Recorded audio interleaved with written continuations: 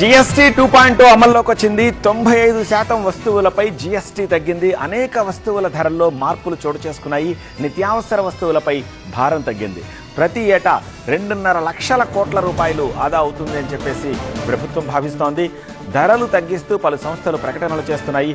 అనేక మాల్స్లో ధరల పట్టికను ప్రదర్శిస్తూ అమ్మకాలు కొనసాగించే ప్రయత్నాలు చేస్తున్నారు. దేశవ్యాప్తంగా జీఎస్టీ 2.0 అమల్లోకి వచ్చేసింది. సామాన్యుడికి అవసరమైన ప్రతి వస్తువు ధర తగ్గేలా కేంద్రం చర్యలు తీసుకుంది. దీంతో 95% వస్తువుల ధరలు తగ్గాయి. వాటిపై జీఎస్టీ 2.0 పాజిటివ్ ఇంపాక్ట్ చూపిస్తోంది. ఇప్పటికే మదర్ డైరీ జీఎస్టీ 2.0 తర్వాత తగ్గిన ధరలను సూచిస్తూ ప్రకటన వెలువరించింది.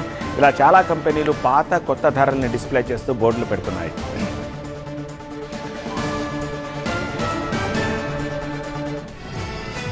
అయితే కొన్ని కంపెనీలు మాత్రం ఎలాంటి మార్పులు లేకుండా ధరలు అమలు చేస్తున్నాయి. ముఖ్యంగా పాల, పెరుగు ధరలు తగ్గలేదు. అన్ని కంపెనీలు నిన్న ఉన్న ధరకే ఇవాళ కూడా అమ్ముతున్నాయి. పాలపై గతంలో ఉన్న 5% జీఎస్టీని కేంద్రం తీసేసింది. దీనిపై మరిన్ని డీటెయిల్స్ మా కరెస్పాండెంట్ శ్రీధర్ అందిస్తారు.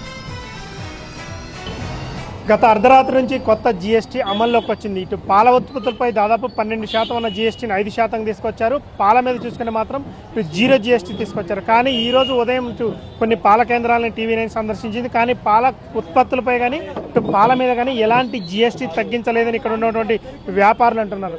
చూసుకోవచ్చు, ఈ పాల ప్యాకెట్లు చూసుకుంటే మాత్రం దాదాపుగా సేమ్ రేట్ ఉన్నది. విజయ డైరీ కానీ ఈ ప్రతిదీ కూడా 32 రూపాయలు ఉన్నది నిన్నటి వరకు రేటు. ఈ రోజు కూడా 32 రూపాయలు ఇటు అమ్మారని ఇటు వ్యాపారులు అంటున్నారు, వినియోగదారులు కూడా అంటున్నారు. పాల మీద ఎలాంటి జీఎస్టీ తగ్గించలేదు. సేమ్ నిన్న ఎంత రేటు ఉందో ఈ రోజు కూడా అంతే రేటు ఉంది. అదేవిధంగా ఇటు పెరుగు ప్యాకెట్ల మీద కూడా, ఇటు పెరుగు బకెట్ల మీద కానీ, పెరుగు ప్యాకెట్ల మీద కానీ దేటి మీద కూడా జీఎస్టీ ఏమాత్రం తగ్గలేదని వ్యాపారులు అంటున్నారు. ఇంకా జీఎస్టీ చూసుకుంటే మాత్రం దాదాపు 12% నుంచి 5% వరకు తగ్గించామని ఇటు ఇప్పటికే జీఎస్టీ అమలు చేశామని ఇటు కేంద్ర ప్రభుత్వం ఇటు చెప్పింది. కానీ ఇటు వ్యాపారులు మాత్రం ఇటు కంపెనీలు అంటే పాల ఉత్పత్తి చేసే కంపెనీలు మాత్రం ఎలాంటి జీఎస్టీ తగ్గించలేదు. మాకు పాత రేట్లకే ఇటు పాల ప్యాకెట్లు పంపిణీ చేశారు. మేము కూడా ఇటు వినియోగదారులకు మాత్రం అదే రేటుకి అమ్ముతున్నామని వ్యాపారులు అంటున్నారు.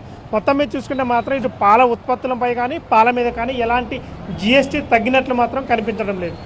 కెమెరా పర్సన్ సురేష్తో శ్రీధర్, TV9 హైదరాబాద్.